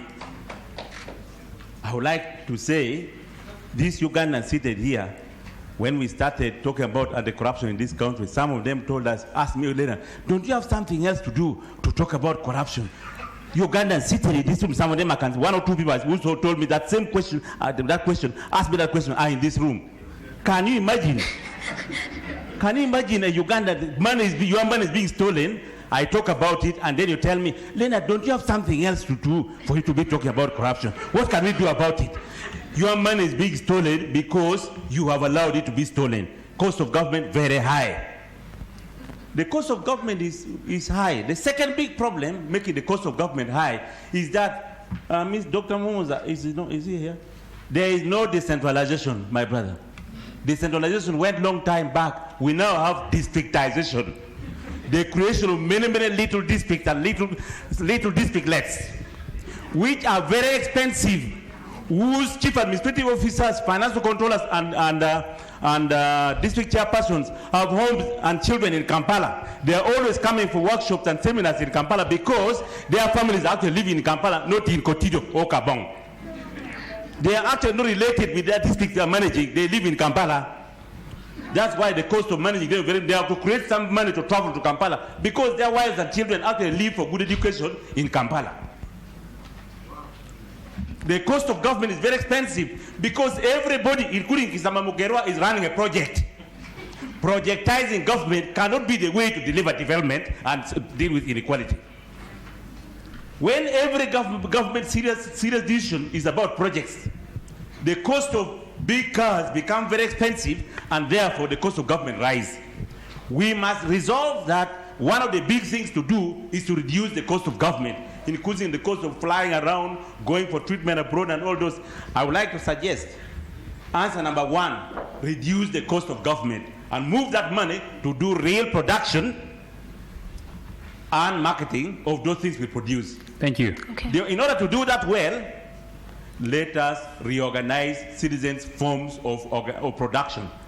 That's why I'm very passionately working with cooperatives at the moment. Thank you very much, Leonard. Thank you very much. There are hands this side at the back. If you could just move towards the back. There are hands there. Yes, give it to the gentleman. I'm going to ask that we make our questions or comments really brief so that we give chance to more people to have a chance to comment or participate in this debate. Thanks. Yes, thank you so much. And I would like to appreciate the panels and the presenters. My name is Onduri Machulu Fred, economist by profession and also a social worker. I would like to mention three things. One, we've had such discussions before, right in the next, the hall down here, a wonderful discussion. Now I'm asking this meeting, these are very useful contributions that are coming from here. What is the destination of the outcome of this meeting? Can it cause change? Can it cause actions? What do we intend to come to do with all this outcome of the discussion here? It is very important that we try to see if this can be incorporated in our national plan. And I'm happy to see Professor Dr. Honorable Kisamba Mugera seated right there. And I'm sure he's taking this on board because there are many important issues coming here. The other issue is comparative advantage, which was emphasized by one of the members of the panel. I'll just go ahead to give example. Recently, we know that we experienced a long drought, which caused problem to our agriculture. But this is a very rare case in Uganda compared to the southern part of Africa and compared to our neighbors Kenya and Tanzania. We have a comparative advantage in that we always have at least a fair weather compared to our neighbors. And when we decide to allocate resources to the agricultural production, we can realize even produce to supply to our neighboring market. But what is lacking is the guidance, political direction, and the technical direction from the government and other stakeholders. So we need to emphasize on this. Lastly, I would like to say that marketing information. As I mentioned, that in the southern part of Africa, you'll find Zimbabwe, Zambia, every year having problem of shortage in food supply, when Uganda has got plenty. There should be a database and a way of tracking information about the market status so that Ugandans can be encouraged to produce and market the foods in Kenya, in Zimbabwe, in Zambia. Otherwise, I will give an example that there was a time they made a call to Ugandans to produce a lot of maize because there was a market.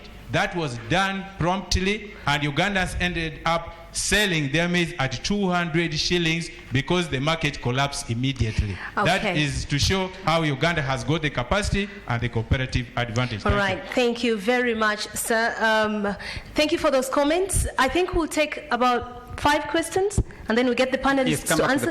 If you have a question that's direct, that you're directing to one of the panelists or all of them, let's take 5 questions because we've had comments. There was a hand of a lady here. She had her hand on the microphone before. We'll pick the lady and then we'll go to the extreme end at the back. Thank you. Atkwasa Rita is my name. I work with the Institute for Social Transformation. One question, I think I'll give it to Irene Ovonji. The report has clearly showed that women and youth are heavily excluded. That's what brings us here. And I would also want to imagine that majority of those youth must be female. So in your examples that you are trying to share, could you please pick out how does that relate to the empowerment of women? And of course, my general comment to this report is gender inequality is the mother of all inequalities. And I would have expected maybe Professor Nwagaba to be very vivid on this angle. Because with our government and with the National Planning Authority, it is very clear. I think even the National Development Plan might not stand a test if you put the gender equity certificate to it, because it completely ignores or puts issues of women and youth at the periphery. And yet, the census tells us they are the majority. So to Kisamba, could we try a test that the next National Development Plan passes the gender and equity test? 2, to Professor Nwagaba. It is perceived in this country, when you listen to the radio, the TV, that there are individuals who we think have amassed wealth that I would expect they were going to be flagged in this report as the richest. But the report tells me that they are technological service individuals who own the riches in this country. Can you be more elaborate? Where are these individuals hiding? If it is not true, then can we use this report to correct the misconception in this country? Thank you. And then lastly, I think we need to know how much does it cost this economy for us to ignore women and youth? Okay, I think you made the point already. Thank you very much. There's a lady next to you. Let's go to the extreme end, to the back. Can we pick this lady first as we go to the extreme end? The lady here in the middle? Madam? Yes. And then let someone stand at the back, at the extreme end. Okay, thank you very much. You may call me by the name Sasio Grace, but I think I have to beg some little bit of excuse because of language barrier. So I think my concern goes to agricultural production. like we have seen the report. Actually, I don't know how that report can really very much convince me in a way it has come out, because I think when this report was done, I wish it was done when it was only on the rural communities. Then the results would have come out. I think I would have been convinced better. But also above that, on agricultural production, in a way we are now realizing that climate change is actually bringing problems to agricultural production. I think if we continued doing this research, it will be vice versa. So my concern now goes to us, the peasant farmers. Production has been based on rainfall, and that has been our actually main opportunity of accessing all that we needed. But now, since that change is now taking place, I do not know, is the government having a plan that is actually going to be addressing the climate change that we are almost actually reaching to within the next 2 years, 3 years? I don't know what is going to happen. Is the project, is the government, or even other partners thinking of other ways that we can survive in the very way we have been surviving when we have been receiving rain? My comment to that, or my advice to that would have been, let the government look for a way of actually investing more money on agricultural production to address those challenges. And also in the same way, I think it is better for us in our communities to have some of maybe training centers to come up with some projects which could be better. Maybe like you can imagine, there are some projects which can be done also, and they can actually compensate in a way maybe we would have been having rainfall. Can the government actually help us to think of that? Have some agricultural training centers which are going to be sustainable so that it becomes our referral point as farmers, and we can catch up from there, and then we continue in production sustainably. Thank you very much. Thank you very much. Thank you. Thank you very much. We have an audience following us. We'll take 3 more questions. Those are 2. We'll take 3 more, and then we'll get the panelists to answer. Just before you take the 3 more, our TV audience, people following us on TV, you can send us your comments. We'll pick them, but we will be losing the TV audience shortly, but we'll continue the debate for at least another 10-15 minutes. So the people going to speak next, kindly be democratic and make brief contributions so that others can contribute also. We're coming live to you from the Katonga Hall at Serena International Conference Center, and this is the launch of the Oxfam Uganda Inequality Report. And our hashtag is in the discussion from wherever you are. We will hear your voice, or the world will hear your voice. Thank you.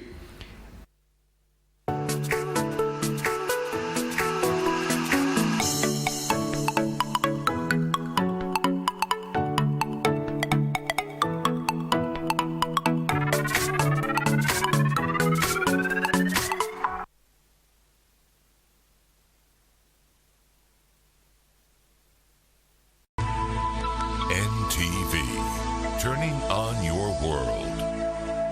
The Timeline is brought to you by MTN. Everywhere you go. And DSTV. Feel every moment. Now, last week we did an episode on Blogging 101, the arts of blogging. Now, a lot of you were sitting at home wondering, I'd like to know some of these bloggers, maybe even learn from them. Well, we heard you. Today on the show, we bring you the list of some of the top bloggers in the country. I am Oguchi Daudi, and welcome to The Timeline.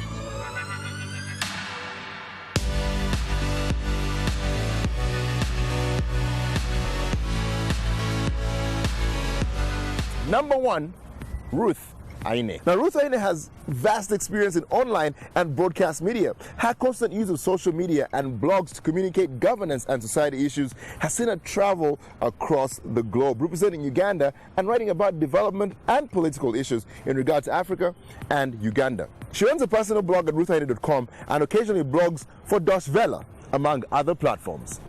Next on the list is Bernard Oloport, aka B-Wall online. Now, he never seems to leave this list, from social media enthusiast to influencer to bigwig and now to blogger. Bernard is the guy running his blog at bwall.com, where he talks about pretty much everything using a hilarious choice of words and descriptions. A spoon on a table has never been as funny as when B-Wall describes it in written word. Now, we love that B-Wall has for years been consistent, and Ugandans are on their TL waiting every Monday for the latest blog post. Keep it up, B-Wall, keep it up. Next on the list is Nora Chirabo. She runs her blog at lookingforthepotofgold.com. Now, you can find everything from love to self-image to warm prose and poetry. Nora's blog is really, really homely, but we warn you, it's also really easy to catch feelings from her blog. So, you know, tread carefully. Now, of course, if you're under the age of 18, this next blog is not for you. Parental guidance is advised when you're checking out Miss Narima's, aka Red Lipstick's blog, that is at marionette09.wordpress.com, because Red Lipstick is a literotica writer. She writes about love, she writes about relationships, and she writes about the art of sex. Now, Red has been at this for a little over 5 years now, and I said in a tweet thread how, while her blog is written with the intention to improve readers' intimate lives, more often than not, it has also put her life at risk. Please, just read her blog to see how her writing can improve your life, because she's not looking for you to improve her life. Get it? Now, how could we forget the old man of the clan, the bigwig, Bazanye? He's been at this for almost as long as some people have been in power. Well, not exactly, about 10 years, to be honest. But his blog is hilarious. You can go check it out at bazanye.com. He has everything from hilarious jabs at the news making the headlines to stuff that will just basically waste your time, but leave you with cracked ribs. So if you're looking for a good laugh, Bazanye is a good alternative at bazanye.com. Of course, we'd like to shout out some other bloggers. Like if you're a foodie, well, a kitchen in Uganda is a good place to go. And of course, there are other big wigs like Kaheru. You will forgive us for not having a proper description of you in this episode, because we did not deem it worthy to have you here amongst the rest of these people. Now, the truth is, Ugandans write, and there's some really, really decent blogs out there, some of which we might not have managed to feature on this show. So we'd like you to tell us who you like to read. Go into the timeline 256, that's on Twitter and Facebook, and let us know who your favorite bloggers are, and we will feature them on our channels, and maybe on another episode of this same thing on this show. I'm Ogut Daudi. Thank you so much for watching. And don't forget, the magic number is *165*5#, where you can get up to 1 million shillings in a loan to start your business or take your child to school so they can learn how to write and they can become a blogger. See how this goes? Also, if you're looking to get into sports blogging, well, you can't talk sports without SuperSport. 168,000 shillings will get you a DSTV kid and 2-month subscription, so you can munch on all the sports you want and tell us all about it. Goodbye, God bless, have yourself a wonderful time on Twitter and on Facebook, and keep getting in touch with us. We'd love to hear from you. Bye-bye.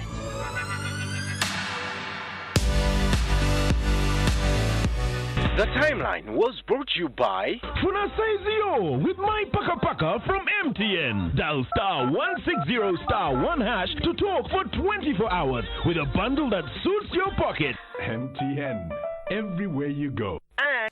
Luckily, with our special bundle price offer, you don't have to, because DSTV is now more affordable than ever. So sign up today and make sure you never miss another great sporting moment ever again. SuperSport, bringing you all the stars, all the action, all the time. Exclusive to DSTV.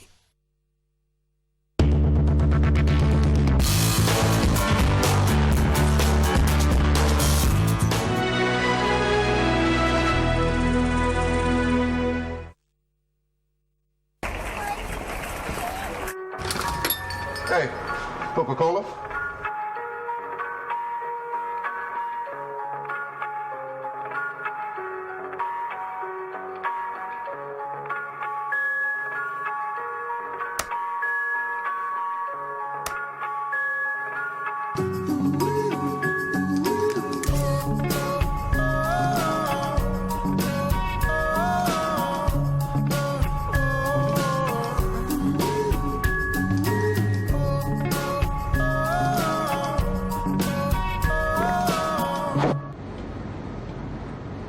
Oh, you're in luck. It's happy hour. So, you want a free Coca-Cola, but you have to drink it here.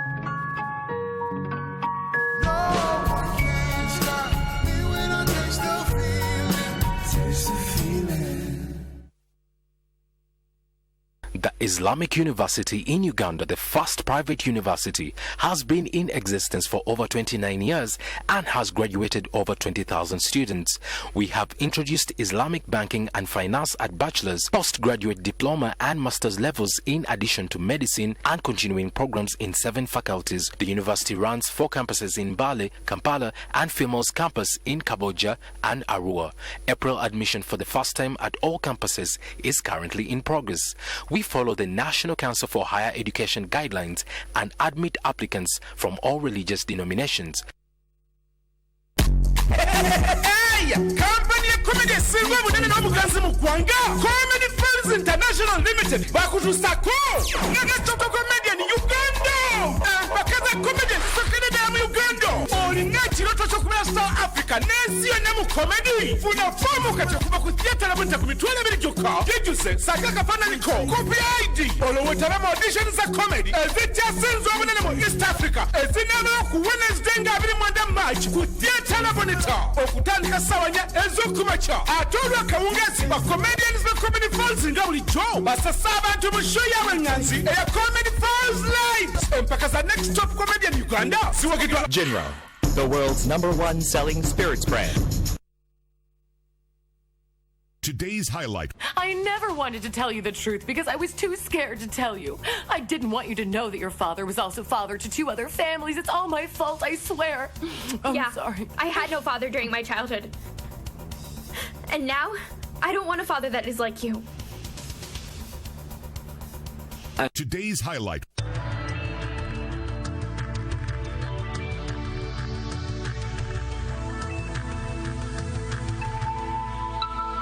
This is NTV.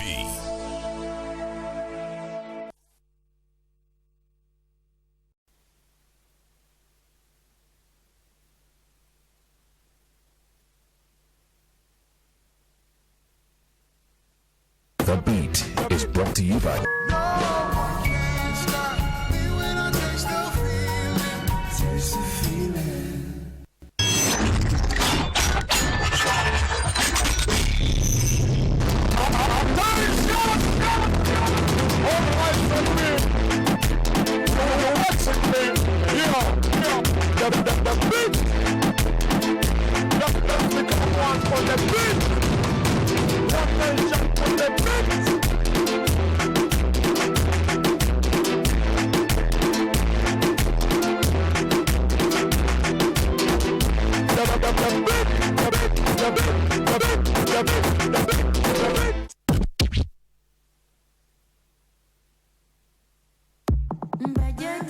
Shout out to all the trappers.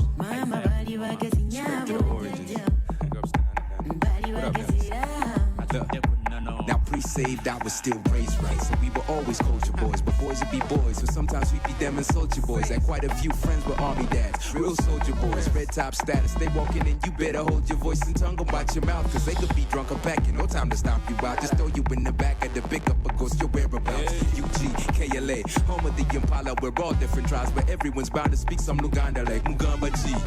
That's from my old schoolers to Sitori G. That's from the new students with that slang edition, from urban to local tradition while handing down that history through those oral renditions like the Storo of Kintu. Musajja Nenteye, Kintu Yawasanambi, Mwanyina Wawarumbe is only one of the stories that explain things like our origins to death and everything in between. Oral historians before us young MCs at the scene. Mental recordings, those been in my makeup since time immemorial. Respect to those before me, yo. Lwaki mu bisudde kali ebyali bituyamba bajjajja bali bagezi ngamba batuyigiriza empisa nyawo lwaki mu bisudde kali ebyali bituyamba nga bajjajja bali bagezi ngamba batuyigiriza empisa anti tuteredde entende tugamba gyebala okuva ekyaddondo paka mu kyaggwe nebugerere amasaza ndabya asatu ng'ate obusozi musanvu anti akabbiro mukuya ate emmamba olw'omanya enzira nkuba jjejjerevu anti buganda nzakulembera okukuza ku nnono ng'ate oluganda lwenkulembeza zisimba lukono ku mmere esira namanja yuyanca olujjuliro gye lwadda tetumanyi naye ate tukuta paako ku mazinyweko byali bya buganda abazungu bebajja kati ensiwa ate zituswaza biseera byali bya nnono tubuuza tufukamidde nga twalula abalongo saako n'okukyalira ensiko kusoma kwa bunensi n'oluzungu ne luwamba tubuuza watagwani gyebale mu byabakadde ettofaali tukwebaza lisonze yebale magulu nnyonda wangaale nange embeewo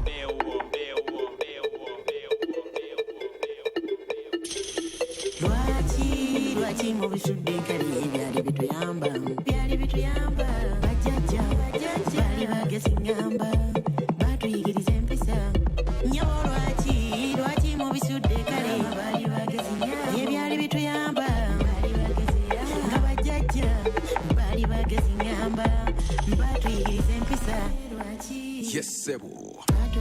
This is how the culture was handed down. Around the fire, children gather round.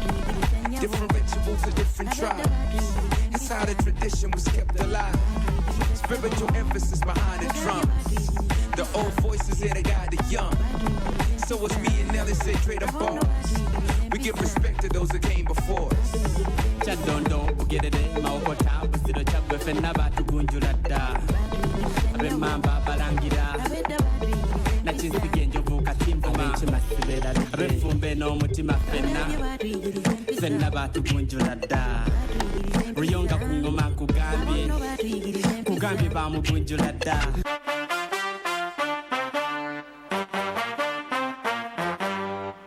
Nalina omuwala eyeebusabala osikovi omulungi weebusabala yalina akamwenyu akalinga enjuba nga mutaayiza nga tegejjuba waliwo ekintu ekyansumbuwa ekyo ekintu ekyangoba ebusabala yalina muzeeye yali yajjula obukambwe nga buli bwandaba ng'awagala ekyambe kyekyangoba eyebusabala kyekyangoba eyebusabala kyekyangoba eyebusabala kyekyangoba eyebusabala muzeeyi yali mulodi